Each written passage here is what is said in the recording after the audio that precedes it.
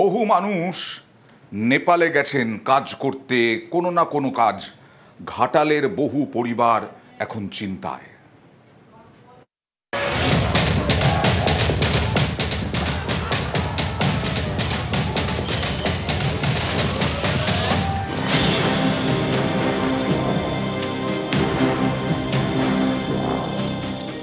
নেপাল জুড়ে অশান্তির আগুন।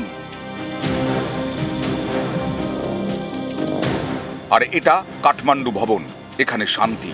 এই কাঠমান্ডু ভবন নেপালে নয়, ঘাটালে, পশ্চিম মেদিনীপুরের ঘাটালের কুশপাতা। এখানকার বাসিন্দা নরেন্দ্র মাইতি প্রায় 20 বছর ধরে কাঠমান্ডুতে সোনার দোকান চালিয়েছেন। এই কারণেই তার বাড়ির নাম কাঠমান্ডু ভবন। 2019-এ করোনার সময় নেপালের দোকান গুটিয়ে ঘাটালে ফেরেন নরেন্দ্র মাইতি। সেই নেপাল এখন বিদ্রোহের আঁচে গরম, আর ঘাটালের কাঠমান্ডু ভবন চুপচাপ।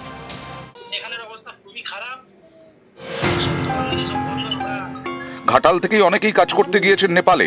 সকলেই সোনার দোকানে কাজ করেন। তাদের এখন কাজ বন্ধ, মনে আতঙ্ক, চিন্তায় ঘাটাল।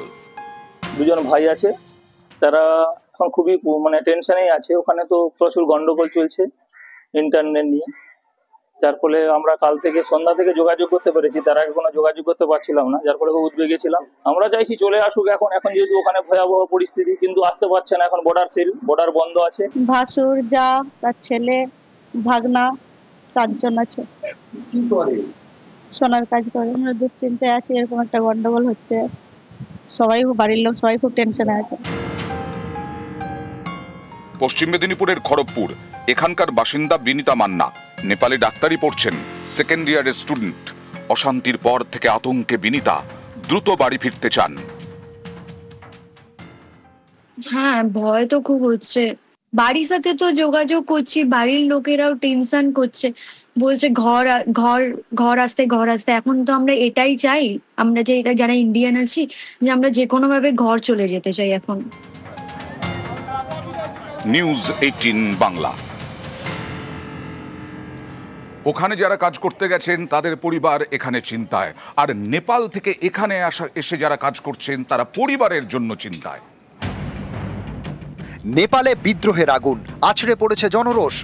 লুটপাট, ভাঙচুর, আগুন, গুলি, মৃত্যু, কিছুই বাদ যায়নি।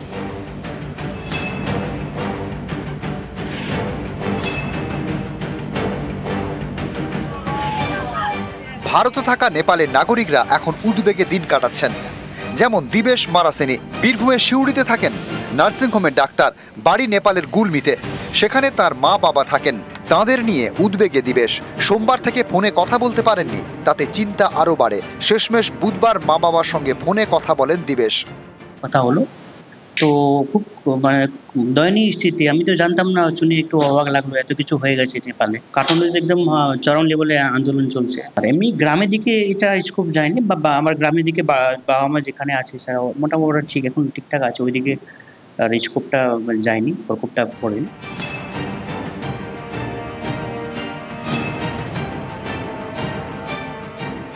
বীরভূমেরই বোলপুর, এখানে বাড়ি ভাড়া নিয়ে থাকেন নেপালের প্রায় 25 জন নাগরিক। নাইট গার্ডের কাজ করেন। সকলেই তাদের পরিবার নিয়ে চিন্তায়। আমরা এখানে অনেক চিন্তায় আছি। আমরা পরিবার ঘরে অনেক দিন দিয়ে কথা বলতে পারি নাই। 4 তারিখ দিয়ে কথা বলতে পারি নাই। ফেসবুক, হোয়াটসঅ্যাপ, ইমো সব বন্ধ ছিল, সেই জন্য কথা বলতে পারি না। ঘরে অনেক অসুবিধা হয়েছিল, কি হয়েছে না হয়েছে কিছু শোনা হয় নাই, সেই জন্য অনেক অসুবিধা চিন্তা করেছি।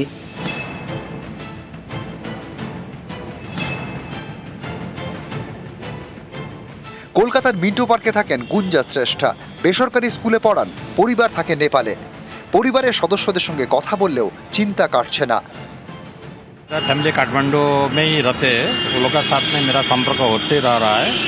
आज से थोड़ा आर्मी ने वहाँ पूरा कब्जा कर लिया है, आर्मी शासन हुआ है, तो अभी शांत है काठमांडू में, उतना वो झमेला नहीं है।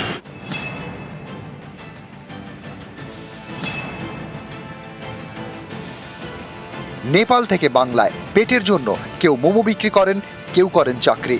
সকলে এখন উদ্বেগে।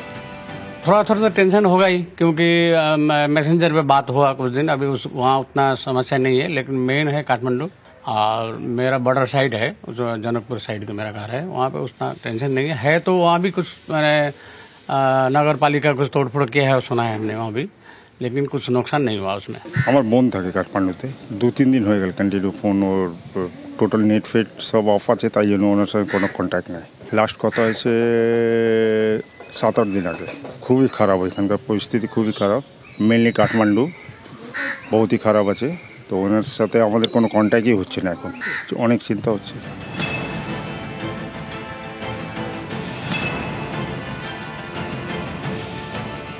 নেপালের জনকপুরের বাসিন্দা বদ্রী বিক্রম থাপা হাওড়ায় থাকেন, বেসরকারি স্কুলে পড়ান। সোমবার থেকে বাড়ির সদস্যদের সঙ্গে কথা বলতে পারেননি। শেষমেশ বুধবার কথা হয়েছে, কিন্তু উদ্বেগ কমছে না। খবরের আপডেট পেতে সারাক্ষণ চোখ মোবাইল ফোনে। অনেক কিছু ঘটনা হয়েছে, কিন্তু এই ঘটনাটা মানে একবারে মর্মান্তিক ঘটনা, ভাবা যায় না এই ঘটনা নেপালে। আমরা কিন্তু খুবই দুঃখিত। সেনাপতি আশা করছি যে দেশকে তো রক্ষা করো, ওনাদের রক্ষা করে এবারে আরো ওনাদের উপরে দায়িত্ব পড়েছে। নিউজ 18 বাংলা।